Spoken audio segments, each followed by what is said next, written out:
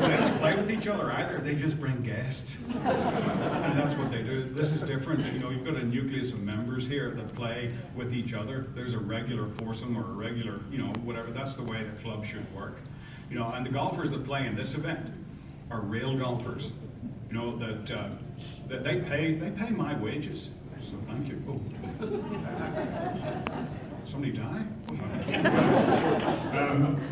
You know, you pay for the 30-second slots on television, you know, that drive the industry. And when the USGA or the R&A, when they make rules, you know, to make sure that, you know, that Tiger Woods can't hit it over this bunker, or, you know, the game's getting too easy. Anybody here find the game getting any easier? I mean, the game may be a little more fun, and if you don't think it is, you know, get your old wooden driver out from the garage. It looks like an elderly 3 wood, you know, it's about that size. So I'm delighted to be here amongst my people, you know, because I don't really fit in at that level of country club golf. I'm much more, you know, out there with a ball with a red or black stripe around it when I did play. You know? And it's nice to be with my people. I'm looking forward to tonight, and really the greatest amateur golf event. 610 people each week. You know, between this week, 610 next week with the seniors. So I'm delighted to be here. And I thought, you know, seeing I'm here for a little bit, maybe we'd take some questions. I've just not quite that quick. I was That's fine. Some of you may have. I'm no longer with CBS. I was there 20 years, and I'll be starting with NBC next year, which is a huge thing for me. It was really a difficult thing to do, and you're not supposed to know. But what are you supposed to do with social media, you know, and the way that works today? I mean, I think half the country knew before I did. It was awkward, you know, to say the least, but we got it done, and I have an interesting, you know, I get to do the Ryder Cup. I do the Ryder Cup from a strange place because, you know, I'm a European Ryder Cup player. I was a member of a European team. I helped us lose in 1990. The war on the shore, remember at Kiowa Island where Bernhard Langer had the putt, and it was the most amazing. It was one that really sort of captured the attention of the American golf public, I think, you know, because it came down to the last putt on the last green in the last group, and the tide stopped coming in to watch. It was unbelievable, the silence, and we had Bernhard there, bless his heart, you know, we've got the one, he was the one, if he made this 5-footer, you know, the cup, you know, came back across the Atlantic on Concorde, you know, with us, you know, the European team, and if he missed it, you know, it went to, you know, who were then the Americans. But now, you see, I am an American. Yeah. I pledge allegiance to the flag, and anybody who plays for it, that's the way that should work. See, I mean, you know, we're in an interesting political climate at the minute. Well, I'm not going there. I do have an interesting theory on how we help, you know, with illegal immigration. If you don't support the United States soccer team, all right, well then you have to go back to the country whose soccer team you do support. We'd either have a much better soccer team or a lot fewer illegal immigrants. I'm just saying. You know, but when Bernard was over that putt at Kiowa on the last green, I was stuck together in a small cluster of European players. We were in like a 5 square foot green. There were 35,000 people trying to get around that green. And, you know, there was just an incredible, it was a deafening silence, you know, as Bernard got up. And Bernhard, bless his heart, is not the fastest of players either. He'd take an hour and a half to watch 60 minutes. And he's over there, and I'm shaking like a pregnant nun. I'm up against, there's a friend of mine who's got a 600 millimeter lens on a monopod, and he's one of the photographers, a guy called Lawrence Levy, and he says to me, stop shaking, because it was kind of low light, you got to be really still, you know, and I said, I can't, you know, and he looked at me out of the corner, and he got one eye on the viewfinder and one eye at me, like Marty Feldman. And this is just before Bernard took the putter back. He says, do you know, it occurs to me that the last German under this kind of pressure shot himself in a bunker. Still the most inappropriate thing I've heard on a golf course. It's too good a line. that I'm looking forward to this week. There's a gentleman in the back. Yes, sir. I love your show. Well, you're only human. I watch it every week, and I think you have great interviews. But I have a question about the rooster or the chicken. Whose idea was that, and how do you get rid of it? Well, you may have noticed that I've tried to get rid of it on a number of occasions, and I don't know whose idea it was. It just showed up on my desk on the first show, and I mean, I didn't even notice it really. With Lee Trevino was my first show, and it was really important, you know, for me to get Lee.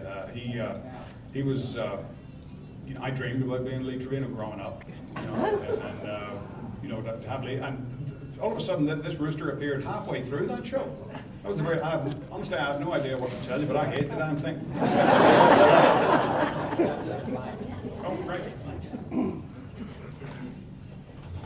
Yes, sir. Yes, what town and county are you from in Ireland? I'm from Bangor County Down, which is a sleeper town. Yeah. You could see Ailsa Craig, And do you which know is Tony McSherry from Newry?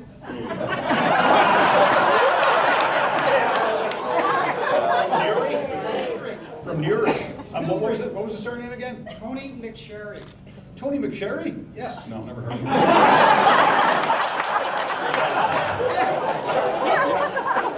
Great guy.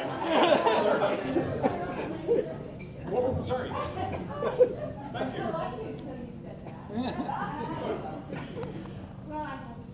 Yes. You guys hang out together, I'm sure. All you pros, and you're everywhere, and we just love watching you.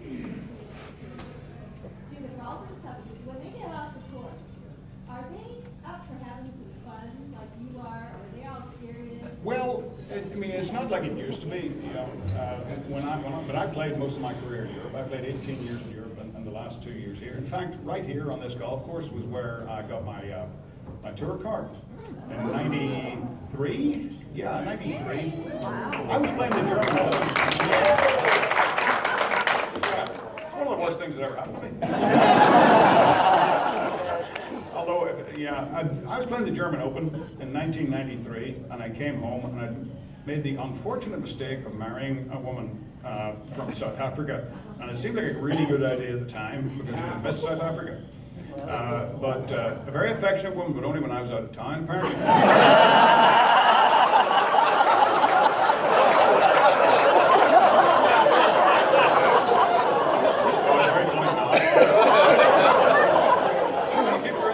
Statistically, one of you must know her. Maybe you. Let me just get. I came home from the German Open. There was a note on the kitchen table that said "moved to Dallas." 3 words, and she'd moved to Dallas with my 2 sons, and that's how I came to the United States. You know, and believe me, it was the greatest thing ever happened to me, as it turns out. You know, it wasn't really a marriage, it was like a 9-year hostage situation. And I paid my own ransom too.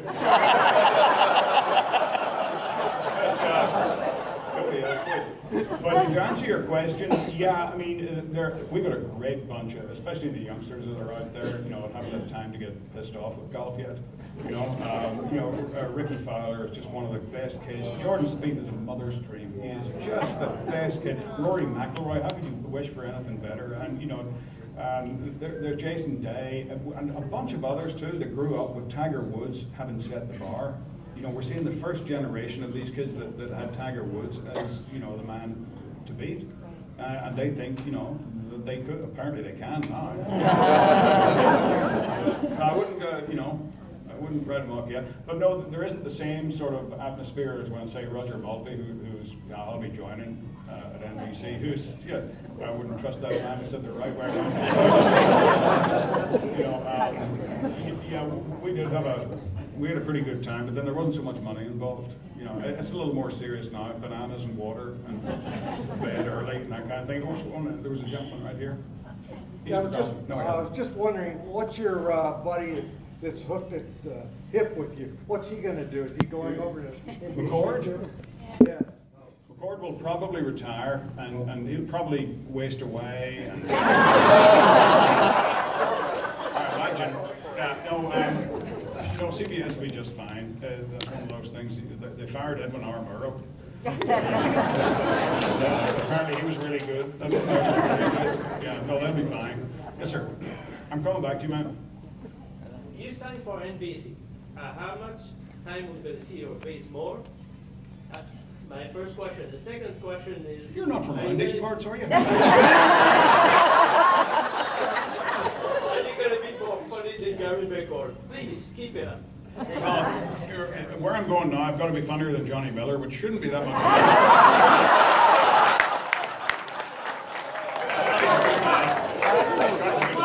Yes, ma'am. You know, for years we had the big three on and what's your take on all the news about trying to set up the next big three for Yeah.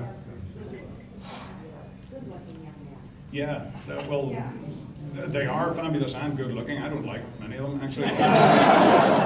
But I'll tell you, it's much harder to, Tiger Woods has won 14 majors, Jack Nicklaus has 18. To be perfectly honest with you, and Jack would be the same way, it's a whole lot harder to win 14 in Tiger's era than it was to win 18 in Jack's because, there are just much more strength and depth. Every player that plays in the field at a major is capable of winning it, and we've seen that over the last few years. So it's harder to dominate. So when you talk about a big three, there's probably a big 20, of players that are in that. The first 10. Yeah, say again? The first 10. The first 10? Yeah, the Big 10 would be good, but I think that's What are they? I think they're in competition with the SEC the last time. And they can't do math either. I think there's 13 in the Big 10 now. Yes, sir. With NBC, are you going to have a tower, or are we going to still see you out on the fairway? You're going to see both. I'll be doing more 4-round events now because there's sort of a natural partnership there between NBC and the Golf Channel, both owned by Comcast. So I'm going to do slightly less events, but more of each event. And I'll be at 18 Tower occasionally when Johnny takes a week off, stuff like that. And that'll be a little different, I can assure you. And I'll be at one of the other towers as well. But I think mostly walking, which is where I'm an outside dad. What's the first event you'll be doing? I haven't got a definite schedule yet, but I have a problem with Hawaii. If I'm in Hawaii, any one of the ants for about 2 hours, I want to beat someone to death with a ukulele. It's like the only form of music allowed there is a 400-pound man playing a guitar. Shut up! So I think NBC is the Tournament of Champions at Kapalua and then Sony, but I think they're going to have me at Phoenix, the first one. Yeah, nice quiet event to start. Carl Hyacin mentioned you several times in his book. Carl Hyacin? Yeah, he's a great friend of mine. Has he broken 80 yet? Oh, I think it's unlikely.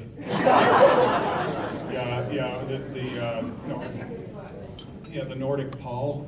Carl Hyacin is a friend of mine. He's an author, and if you haven't read any of his books, you should. He's absolutely pricelessly funny. Writes about South Florida crime, and he wrote for the Miami Herald, their investigative journalism column for years. He's got plenty of material. Really a funny man. Yes, sir. Yes. What's Felder like off the camera? Off camera? I played for 20 years with him, and he said more to me in the first 10 minutes that he was a broadcaster. I'll tell you a quick story about Sir Nick. I like him, and there's a lot of, not urban myth, but there's a lot of rumors circulated about players, whether it's Nick Faldo or Phil Mickelson or John Daly or whatever, that really, that's not the way it is. Nick was never mean-spirited. He was just single-minded. He was going ahead and doing, he didn't have any friends when he played. He had dinner every night with his manager. And he just sacrificed that part of his life in order to be, who he wanted. And he got to be number one. He was one hell of a player. But now when he joined CBS and became a broadcaster, it was like he had to be a part of a team. And it took him a little while, but he started to enjoy that. And he's bright and funny, but he's one of those people that he just doesn't seem approachable. I think for the average person, and that's just, I don't know, that's the way you're born, I think, some part of it. But I mean, he's a good guy off the golf course, as long as you're me. We were playing together I'm always wearing a lavalier. We were playing together at the Lancôme Trophy just outside Paris. This is in the early 80s. And there's a friend of mine caddying for Nick called David McNeely. And he was walking a yardage back. And Rodney, my caddy, and I are standing there and we're watching. McNeely has got one of those things going with his tennis shoe that you know, when you have in your kid, he's got the kerflip. It's separated, the sole is separate and the toe, and you can kerflip. He was making this noise, he's walking the yardage back, and Fowler's getting pissed off with us. So and he says, now Nick was not famous for paying a great deal of money to caddies. A little tight with the old cabbage, you know. So it's sort of, he would wake up in the middle of the night to make sure he hadn't lost any sleep. So he's watching McNeely walk back towards him, and he says, you know, McNeely, you've got to do something about that pair of tennis shoes. That's ridiculous. You know, it's driving me berserk. McNeely says under his breath, well, I would buy a pair if you'd pay me, you miserable. Okay, so he goes down in the bag, and the bottom pouch, and he pulls out a big roll of 50-pound notes with a plastic, with an elastic band around them. You know, and he pulls off the elastic band, gives it to him. He says, if you wrap that around there twice.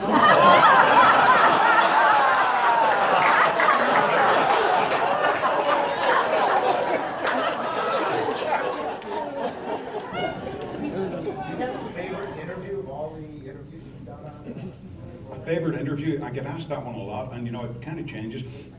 I've got favorites. It's hard to pick out one. You know, Lee Trevino was my hero and still is, you know, growing up, and to have him in the first show.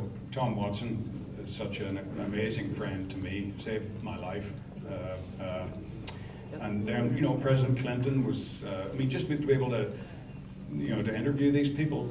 But if I had to pick one, you know, like a really special, Bill Russell was the most amazing person to be around. When I shook his hand, and I've only felt it on a few occasions in my life, I shook hands with Nelson Mandela, you know, with Arnold Palmer. There's a warmth, there's a kind of a current that flows, you know, there's a generosity, a warmness of spirit, you know, that you just know you're in the presence of greatness. You know, and Bill Russell he played in an era, you know, the greatest winner in the history of American sports, 11 rings. And played in an era where he wasn't allowed to stay in the same hotel as the white players. And he told me a story about the first time that happened. He said to Red Auerbach, who was the coach, he said, Red, he said, I'm going home, you know, if I can't stay in the same hotel as the guys, you know, I'm not playing tonight. And Red said, what do you want me to do about it? I'm Jewish. But all the white players said, hey, we're with Russ, you know, we'll go with you. And he said, no. He said, I want my team to play here. You know, I want to see you guys play. I want to see you win tonight, because there'll be a time when they wish that I had played tonight. And boy, was he right. And what a great attitude to have. I wish more people these days, you know, had that. Instead of being bitter, he was just better. You know, he was better than they were, and he waited his turn, and just, you know, I mean, one of the great people that I've ever met, and I think of the time that I spent with him, and he was 77 years old, still 6'9", 10, left-handed, and beat me at a chipping contest, and still texts me every now and then to remind me. But there have been a lot, you know, we've done almost 90 interviews now, and Judy Rankin, one of my favorite people in the world. Yeah, I love her so much. To be able to get, you know, Judy on and that kind of thing, just there's a special one every other week, it seems. Yes, ma'am. I might have missed it, but why is it that you cannot shake with your right hand? I have arthritis. My father has it as well. I've got both index fingers done here and my thumb redone. Over the winter, I got both hands and my left shoulder done. I'm going to have to employ somebody to do all kinds of things. But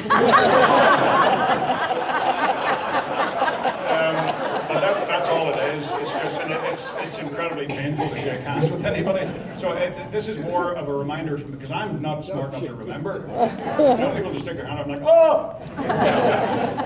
So that's it. Yes, sir. You've had some of the greatest, funniest, and perfect lines in your career. I should apologize for that. Yeah. But were you a comic growing up, or is it something that just happened? say, the last 50 No, I wasn't a comic growing up, but, well, I mean, I think to a certain extent I was. I was in school, I was, well, they call it ADD now. They called it stupid when I went to school. I'm a classic ADD kid. You know, when I had my sons tested, you know, I looked at it, it's like looking in a mirror, and I thought, whoa, that's what was wrong with me. You know, and I had to talk my way out of a lot of situations and stuff like that. You know, so I was. And my father gave me a great line. He said, you know, never mind school. He said, if you can count in your head and think on your feet, you'll be fine. You know, and that's maybe, you know, my father was a very, very funny man and very descriptive. He's 91 now and doesn't know who the hell I am. No, he doesn't. It's Alzheimer's is terrible. But, you know, I always remember there's several, you know, so many things that he taught me, but that one sort of sticks out, you know, and I try to teach my own, or to tell my own children that, you know, if you can do this, you know, you'll be all right. But I've got 4 sons and they're all useless. One daughter, oh please, God. Yeah, she just turned 17 and turned into Satan. Yes. Yeah. Yes, sir. Tell us a little bit about, we've all seen on TV, but about your experience with the military and the Wounded Warriors and yeah, things like that. well, the Wounded Warrior Project is entirely separate. I have a foundation called Feherity's Troops First Foundation, and we, you know, I grew up in an urban warfare environment in Northern Ireland in the 50s and 60s, so I was used to having troops on the street and used to an enemy that hid behind women and children that wouldn't wear a uniform, and sectarian murders and explosions and car bombs, you know. So when it started, you know, when 9/11 happened here, I was already in love with this country, but my wife, who is from Mississippi, is my first wife I'm talking about, because I don't know who the first person was, but it wasn't a wife.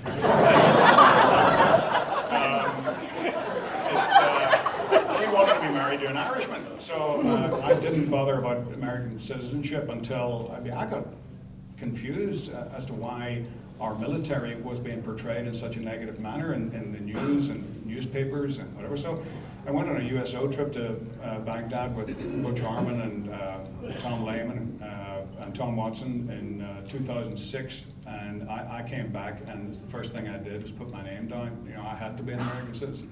It was that important to me. Because what wasn't being reported was the restraint that these kids show on a daily basis, the compassion that they have, you know, for the people there in the Middle East, and it just the size of the good deed, you know, that we did.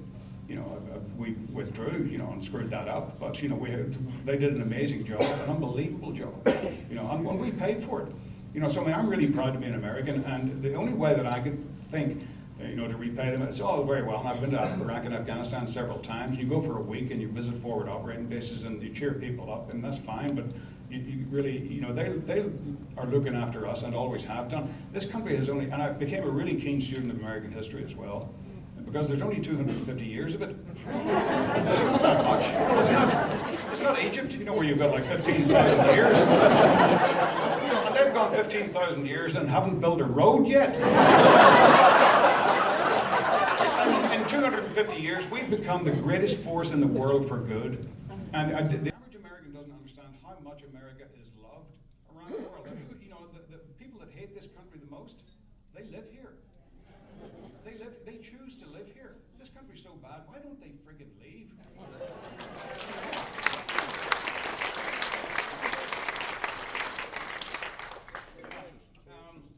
So I started the foundation, and you know, we don't look after that many kids, but we do. We make a tremendous difference to those who do. And one of the reasons that I'm here is the AM Tour through the Golf Channel donated more than $100,000. I'm not sure what the figure was, you know, to my foundation, you know, just this week. So I mean, I'm incredibly grateful for that. We can change so many lives. We're building 7 houses outside of Walter Reed at the moment, transitional homes for these kids coming out of the hospital. We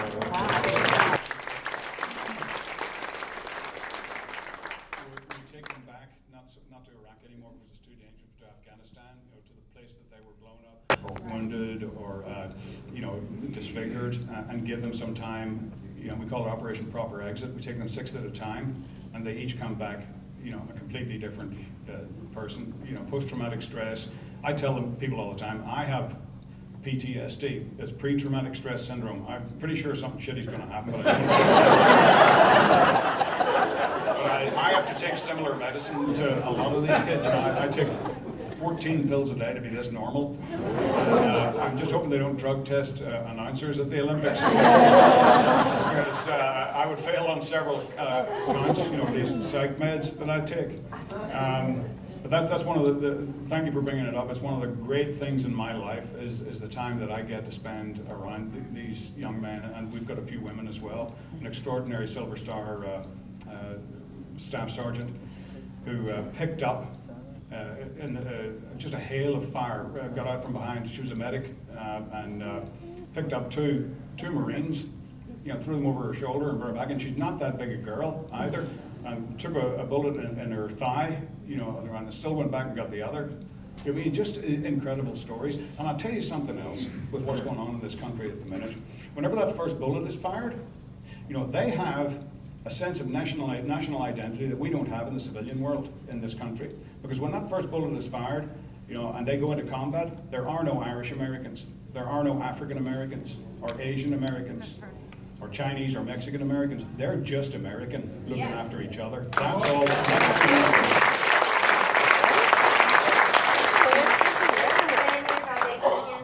I'm sorry? The name of your foundation again? If you go to Troops First Foundation, troopsfirstfoundation.org.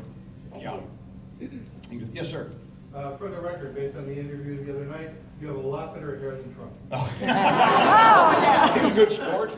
You know, he was a good sport. And I'll tell you what, at least, you know, you ask Donald Trump a question, you will get a straight answer. You may not like it, but it's, you know, it's going to be a straight answer. Yes, sir.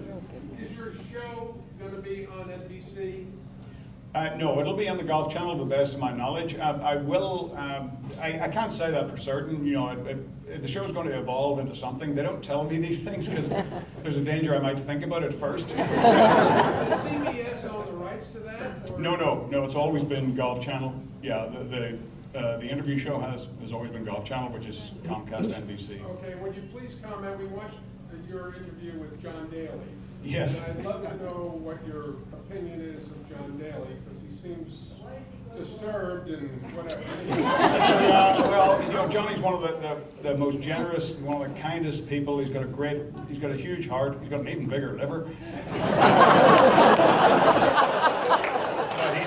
You know, John and I will always be friends because we know too much about each other. You know, I'm very fond of him.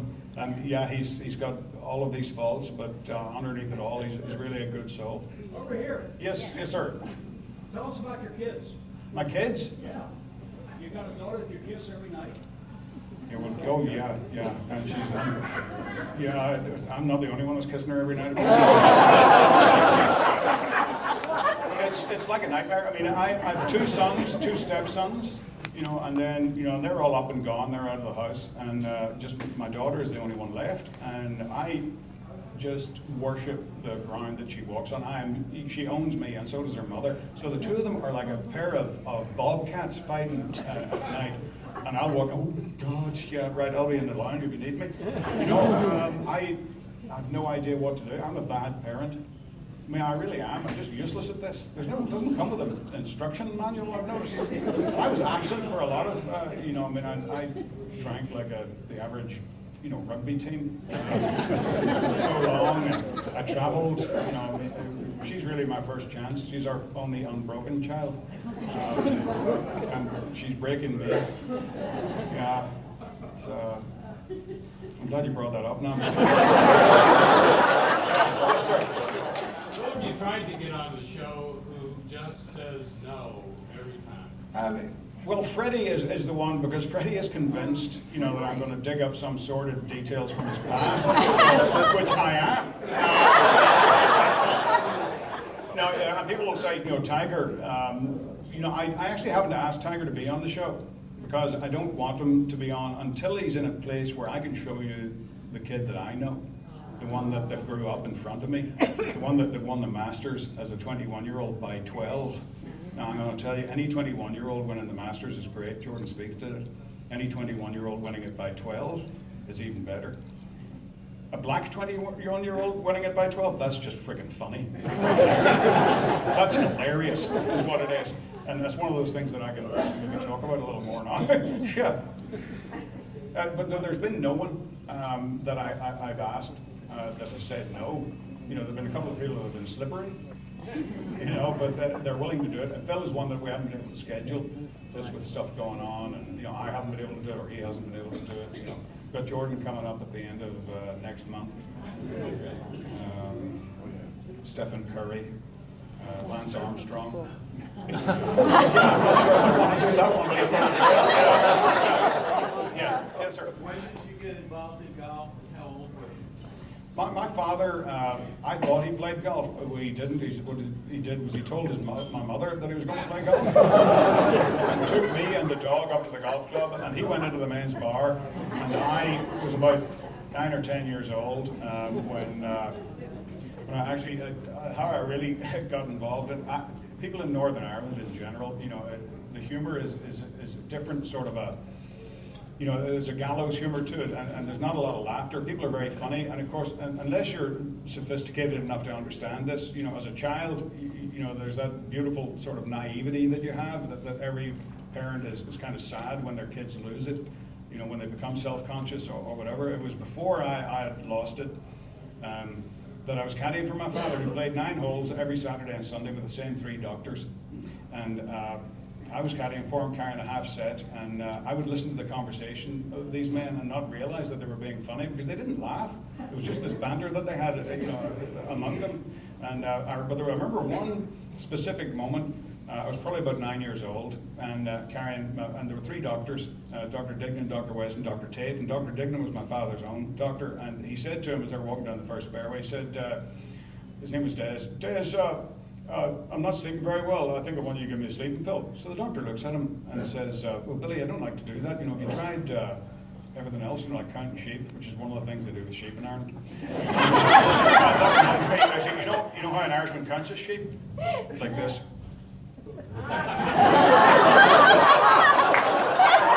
Yeah. So my father says, yeah, he's not tried all that. The doctor says, you know, put your head in the pillow and imagine yourself playing golf. You know, hit your tee shot off the first, feel the wind in your hair, smell the new cut grass. You might hit it on the green, you might miss it. Well, I guarantee you, if you play a round of golf in your head, you'll be asleep by the time you get to the turn. So my father says, all right. You know, the next morning they're out playing again. Walking up the first tee, the doctor says to my dad, Billy, how did you play? I'm sorry, how did you sleep? And my father says, not great. He says, but I played very well. No laughter, you see. So, and the conversation went on. And this is the point that I realized my dad was full of shit. And he said, Billy, the doctor says, well, how'd you play? He says, well, I had a tee shot in the first, 6 iron on the green, made the putt. Driving a 3 wood just short of the second green, chipped in for eagle. I'm thinking to myself, whoa, that's a great start, 3 under after 2. You know, and the doctor said, well, what happened then? He said, well, I tipped a tee shot on the 3rd and skied it, but it landed at the top of the hill and it rolled all the way down. But on a bit of a downslope, and I hit a fat 9 iron on the front edge, and I hold the longest putt I've ever held in my life, about 9